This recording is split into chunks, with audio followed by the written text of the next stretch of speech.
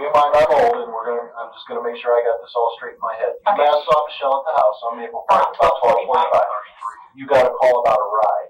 Yeah, I was supposed to pick up my friend, and she called to say I didn't have to because her husband was coming to get her. Okay. So I was looking at the time, and Michelle said she was going to have people over, and I'm like, yeah, okay. Well, I'll make myself scarce because I try to do that when she has people over. They're loud. Okay, and so you left shortly after that? Yes. Okay, and where did you go? I went to the park, and then I went to Barberton to see a friend. Which park? In Stowe? Yes.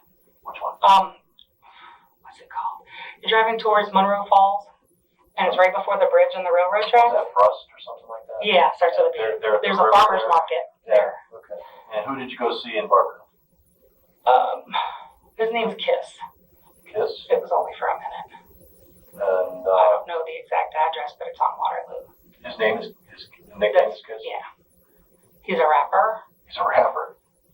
You don't appear to be somebody into rap. Is he into rap music? He was my ex-boyfriend's friend. Okay.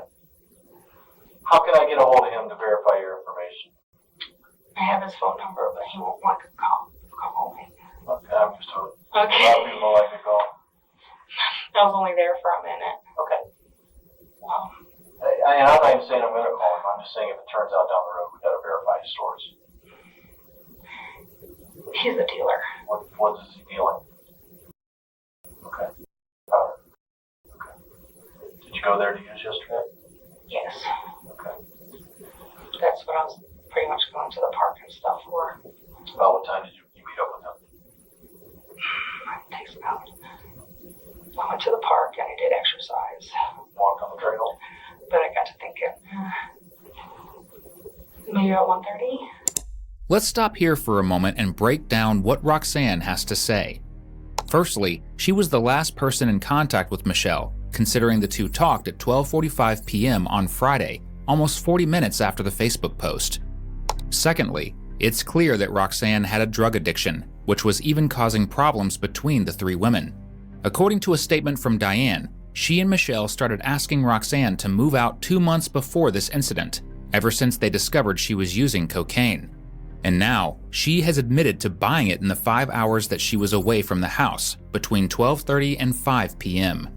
So the fact she happened to purchase hard drugs, known for causing irritability, paranoia, and a short temper, exactly when Michelle went missing, puts her in a difficult spot. However, she is about to admit to something far, far worse than this. I went to various parking lots. And used them? Yes. Okay. I didn't want to sit too long. All right, and when you came home, where was Michelle? I didn't see her. She wasn't home? No. And what time did you get home? Well, I had to go to the emergency room because I use an aluminum can. Yeah. And sometimes you cut it open to get. Sure. And I cut myself on the can. What hospital did you go to? The one, Hudson, Akron General. Oh, right here in Stowe? Yes. Okay, so Stowe ER. What time do you think you were there? Until 4 something. These cuts from a can were so severe that Roxanne had to get several stitches. But that isn't the bad part. What she told the hospital is. On a Friday evening, Roxanne was called off her shift at Burger King to seek medical treatment for what she explained was an accidental knife cut. Lo and behold, when an autopsy was done on Michelle, examiners concluded that she died of 32 stab wounds, presumably from a knife, which would fit perfectly with Roxanne's injuries. But maybe all of this is just a bad coincidence, and Michelle's cocaine-addicted roommate was caught in the wrong place at the wrong time. One might think that, until they see Roxanne's reaction to Michelle's death. Will they let me see her at the hospital? No. No, Michelle's dead. Now, they found her in a shed back there. Okay? We need to establish, again, your activity. Not because I think you did this. This is just standard operating procedure. Okay?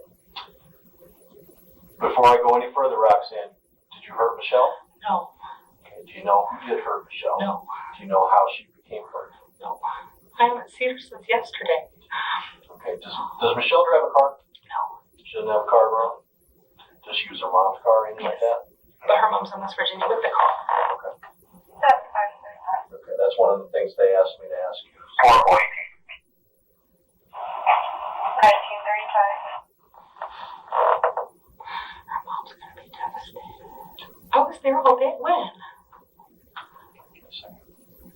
I'm not sure. At first I've heard about it. We need to call her mom.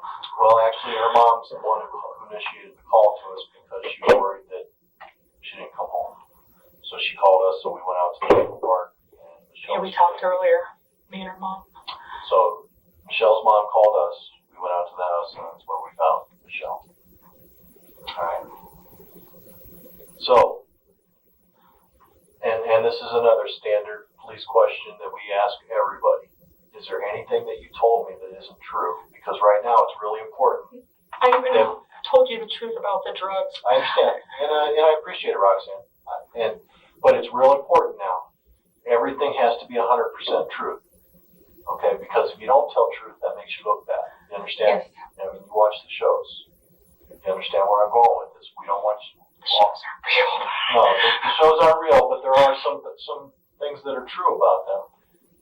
It's real important that we only get the truth here. Okay? Is there anything that you told me earlier that isn't true? No. Okay.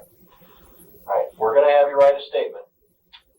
And I want from noon yesterday on. Okay? You were at your house. Where is it?